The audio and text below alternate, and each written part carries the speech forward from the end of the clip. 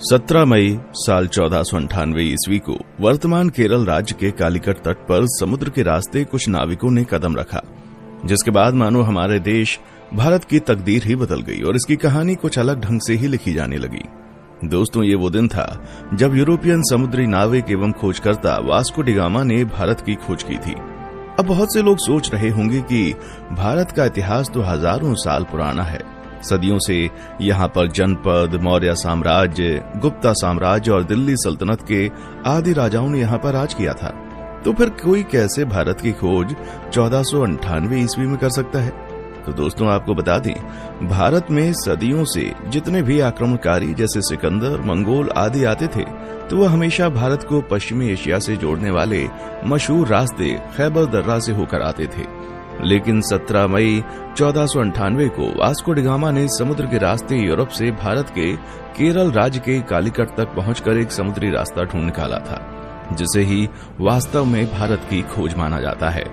दोस्तों, आपको बता दें, उस समय भारत अपने कृषि उत्पादों के लिए बहुत ही ज्यादा मशहूर हुआ करता था। विशेषकर मसालों जैसे कि काली मिर्च, इलायची, दालचीनी आदि के लिए बहुत प्रसिद्ध था, जिस कारण उस समय भारत के साथ व्यापार करने के लिए यूरोप तथा अरब के देशों के बीच होड़ लगी रहती थी।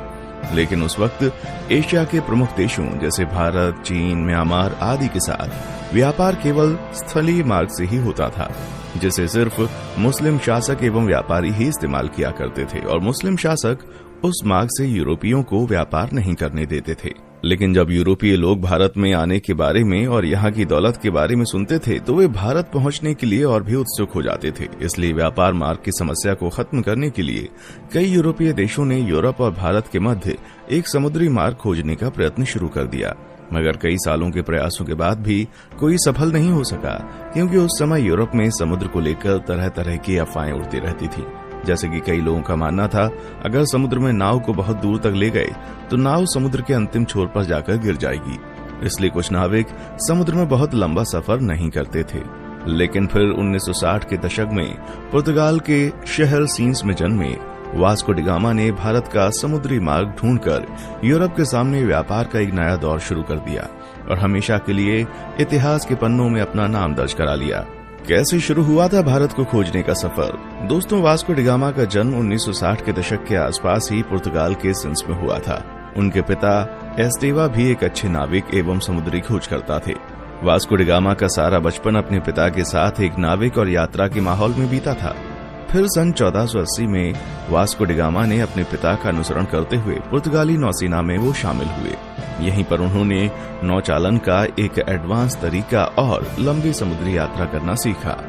फिर उस समय पुर्तगाल के राजा हेनरी, जिन्हें हेनरी द नेविगेटर के नाम से भी जाना जाता था, उन्होंने उत्तर और पश्चिम अफ्रीका में कई सफल समुद्री यात्राओं तथा खोजों को आर्थिक सहायता एवं संरक्षण प्रदान किया था, जिस वजह से बहुत से नाविक नए नए द्वीपों को ढूंढने की कोशिश किया करते थे।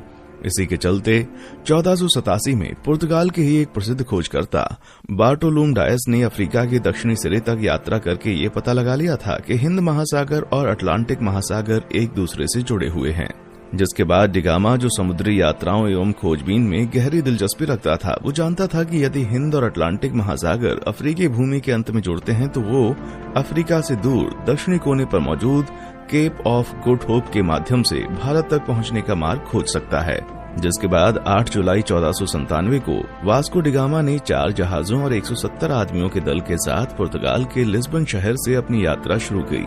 वो खुद 200 टन वजनी सेंट गैब्रियल नामक जहाज में सवार हुआ और अपने छोटे भाई पाउलो को सेंट राफेल नामक जहाज का नेतृत्व सौंप दिया। फिर कुछ दिनों के बाद उनका जहाजी बेड़ा इस समय के मोरक्को देश के निकट स्थित कैनरी द्वीप से गुजरते हुए केप वर्दे द्वीप समूह पहुंचा और वहीं 3 अगस्त तक रुका रहा। आपको बता दें, वे लोग जहाज पर अपने साथ पत्थरों के स्तंभ लेकर आया करते थे, जिसे वे लोग अपने मार्ग को चिन्हित करने के लिए विभिन्न महत्वपूर्ण पड़ावों पर स्थापित कर दिया करते थे, जिससे कि उन्हें वापसी का रास्ता मालूम हो सके। वास्को डी गामा ने गिनी की खाड़ी की तेज समुद्री धाराओं से बचने के लिए अटलांटिक महासागर में एक लंबा चक्का लगाया और फिर केप ऑफ गुड होप के दौरे के लिए पूर्व की ओर एक मोड़ ले लिया। ये भारत की खोज में उनकी पहली प्रमुख सफलता थी। फिर 7 नवंबर को उनका बेड़ा आज के दक्षिण अफ्रीका में स्थित सेंट हेलेना बे में पहुंचा। उस समय सेंट हेलेना बे का मौसम बहुत खराब था। वहां बहुत तेज हवा और समुद्री लहरें चल रही थी, जिस वजह से वास्को डी गामा का दल अगले 22 नवंबर तक आगे नहीं बढ़ सकता था। लेकिन फिर भी कुछ दिनों बाद मौसम अच्छा होने पर उन्होंने यात्रा करना शुरू कर दिया और वे केप ऑफ गुड होप पहुंच गए, जहां पहुंचकर उन्होंने इस जगह का अच्छे से दौरा किया। दोस्तों, आपको बता दें, जब Vasco da Gama Cape of Good Hope नामक स्थान पर पहुंचे तो तभी उन्होंने महसूस किया कि उसका भारत तक मार्ग खोजने का सपना हकीकत में तब्दील हो सकता है। और फिर मार्ग को चिन्हित करने के लिए पहले की भांति वहां एक पत्थर का स्तंभ स्थापित किया और फिर आगे की यात्रा की तैयारी करने लगे। केप ऑफ गुड होप के आगे की यात्रा उन्होंने 8 दिसंबर को शुरू की थी और क्रिसमस आने तक वे दक्षिण अफ्रीका के नटाल तट पर पहुंच गए।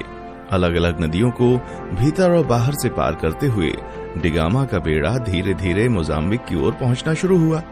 इस बीच वे लगभग 1 महीने तक कहीं पर रुके और जहाजों की मरम्मती का काम किया।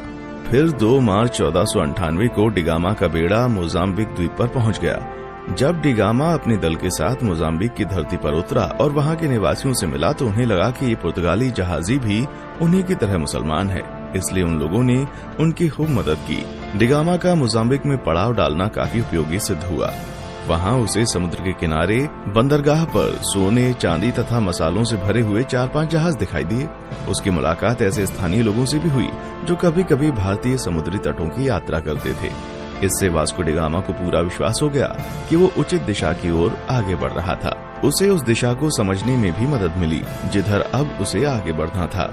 फिर 7 अप्रैल 1498 को उनका बेड़ा मोम्बासा में प्रवेश कर गया तथा यात्रा के एक और महत्वपूर्ण ठहराव मोम्बासा के ही मालिंदी में लंगर डाल दिया। मालिंदी में डी गामा की मुलाकात कांजी मालम नामक एक ऐसे गुजराती नाविक से हुई जो भारत के दक्षिण पश्चिम तट के कालीकट जाने का मार्ग जानता था।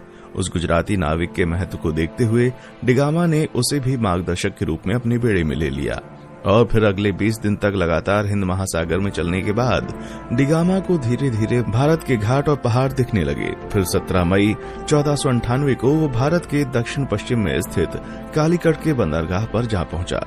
कालीकट में स्थानीय राजनयिकों द्वारा वास्को डी गामा का काफी अच्छी तरह से स्वागत किया गया।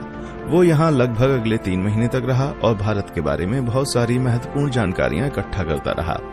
दोस्तों, वास्को डी गामा के भारत आने और उसके कालीकट में उतरने के बाद भी कई ऐसी घटनाएं हुई जिसके बारे में अभी भी लोगों में सहमति नहीं हो पाई है, लेकिन हम अपने किसी और वीडियो में उसके भारतीयों के साथ किए गए जुल्म और अत्याचार पर अलग से वीडियो बनाएंगे। इस वीडियो में हम सिर्फ उसकी यात्रा पर वीडियो बना रहे हैं। दोस्तों, यहाँ 3 महीने रहने के बाद वास्को डी गामा 2 साल से अधिक समय की यात्रा करते हुए 18 सितंबर को पुनः लिस्बन लौट आया। इस दौरान उसने लगभग 38,600 किलोमीटर की यात्रा की थी। और दोस्तों, आपको बता दें कि इस लंबी साहसिक यात्रा में उसके कुल 170 साथी थे, जिसमें से 116 की यात्रा के दौरान मृत्यु हो गई थी।